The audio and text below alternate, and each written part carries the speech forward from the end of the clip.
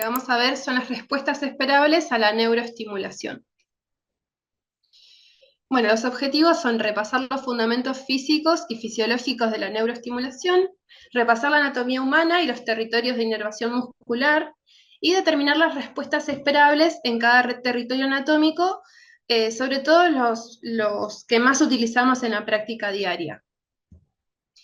Bueno, la neuroestimulación es la generación de un potencial de acción en una fibra nerviosa mediante la despolarización de la membrana celular por una corriente eléctrica.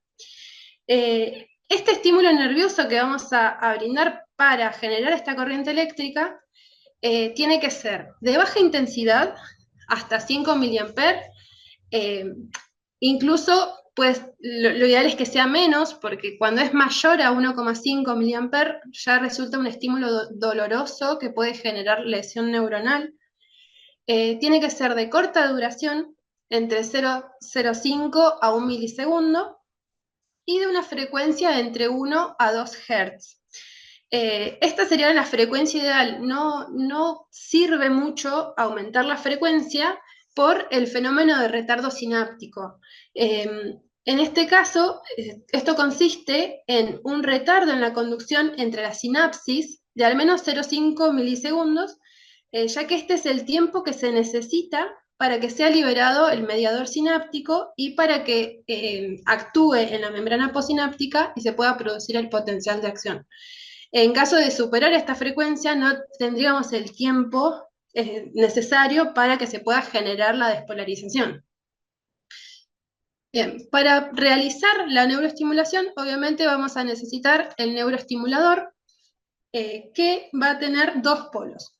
Un polo positivo, que es el ánodo, que es este que observamos con el electrodo, la pincita roja, que este electrodo se coloca a la piel del paciente, y acá tenemos que tener la piel sobre todo limpia y seca, y el lugar de donde colocamos este polo tiene que ser no más de 50 centímetros del sitio de punción. Idealmente tiene que estar entre 20 a 30 centímetros del sitio de punción.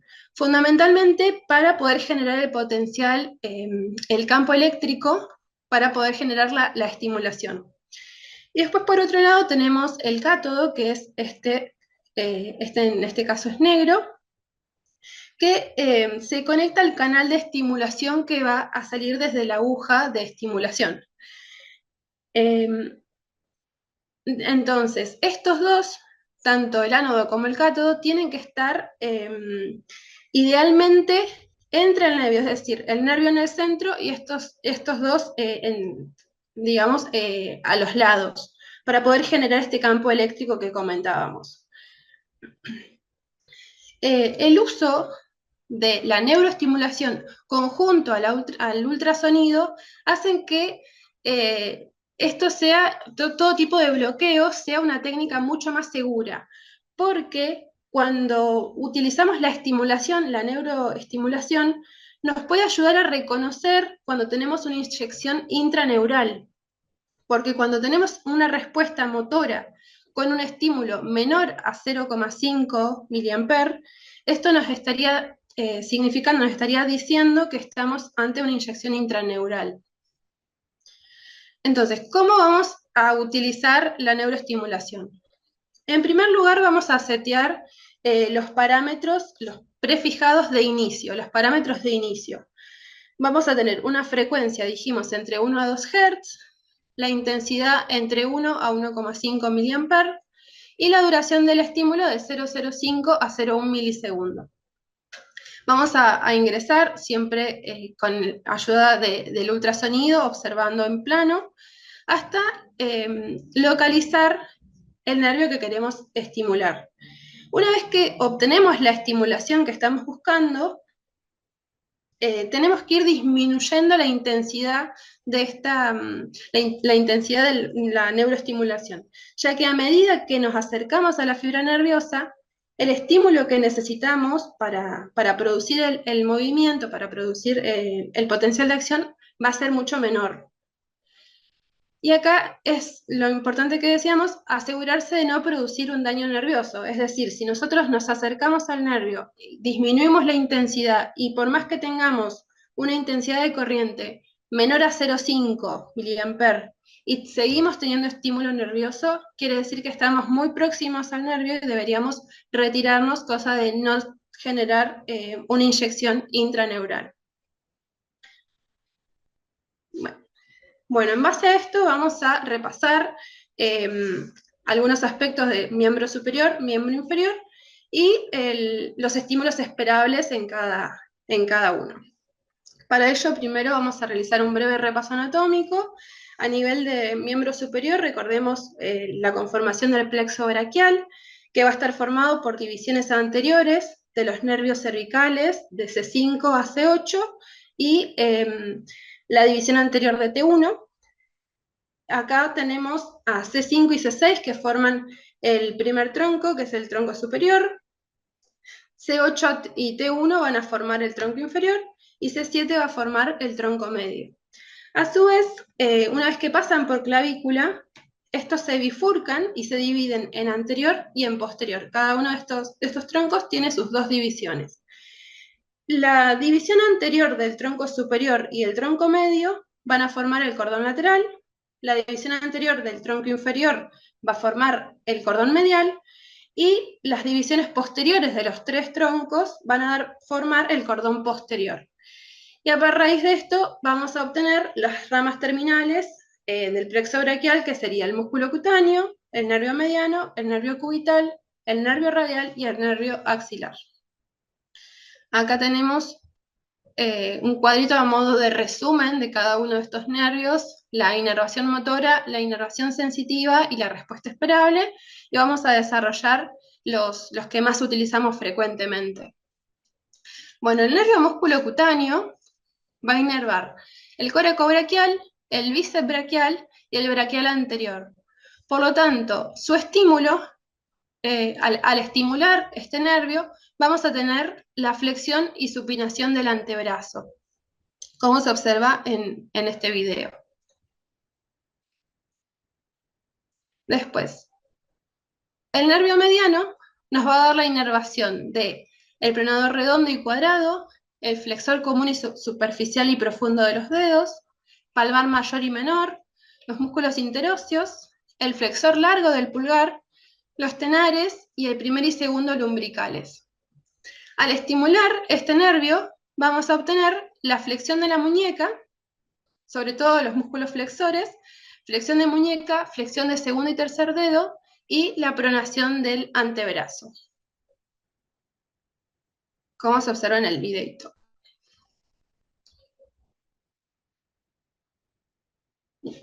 Después, el nervio cubital nos va a dar la inervación del flexor profundo de los dedos, el cubital anterior, los hipotenares, los interóseos palmares y dorsales, los lumbricales tercero y cuarto, y el flexor corto del pulgar.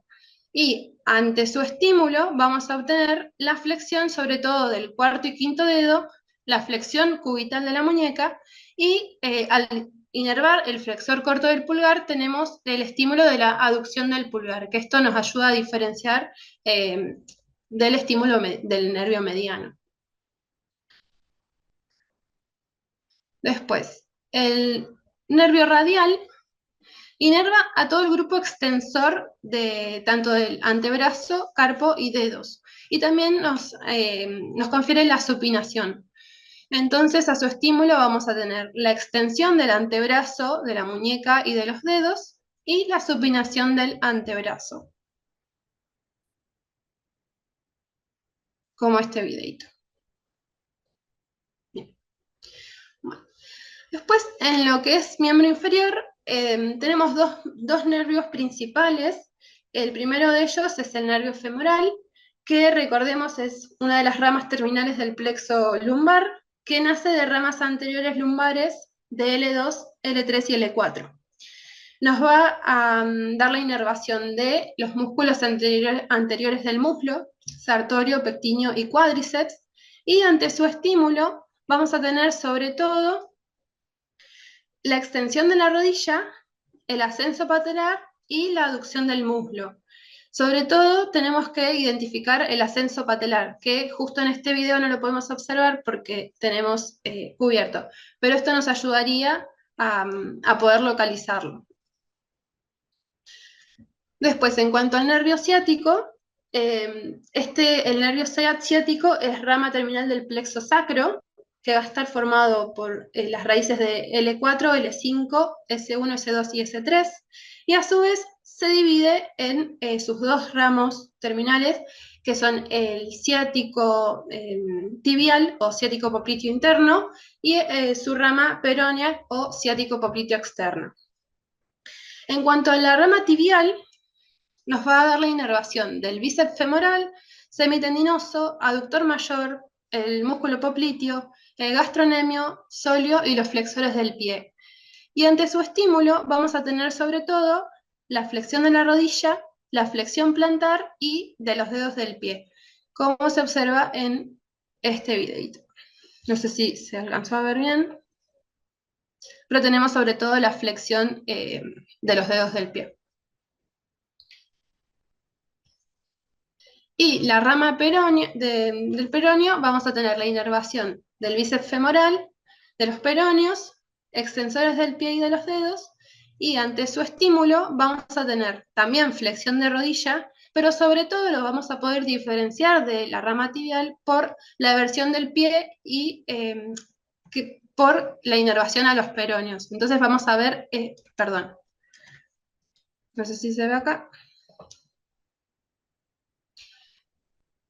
la versión del pie y la dorsiflexión del pie y del tobillo.